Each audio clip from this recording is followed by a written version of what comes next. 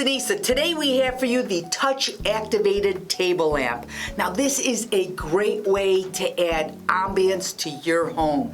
Now you might have seen something similar in fine dining restaurants like the Bedford or the Vanderpump's Paris.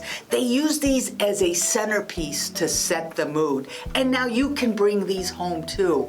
Now I love these. I've ditched my candles and I've placed these in strategic places. Now I put this in my entryway on the table and I turn it on at night and it gives such a warm and welcoming glow. And it's so easy to use. Simply tap the top to turn it on. And it's got a dimmer feature so you can reduce the glow or increase it. Simply tap and hold to reduce the glow, and then you tap and hold to increase the glow to a full 180 lumens. Now what's great about these is they're completely wireless, no messy cords to trip over. That's because it's got a rechargeable battery in it and it comes with the charging cord, which is USB-C.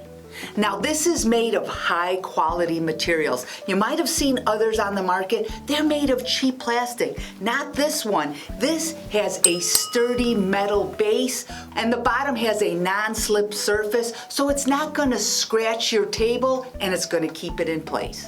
Now think of all the places you can use it.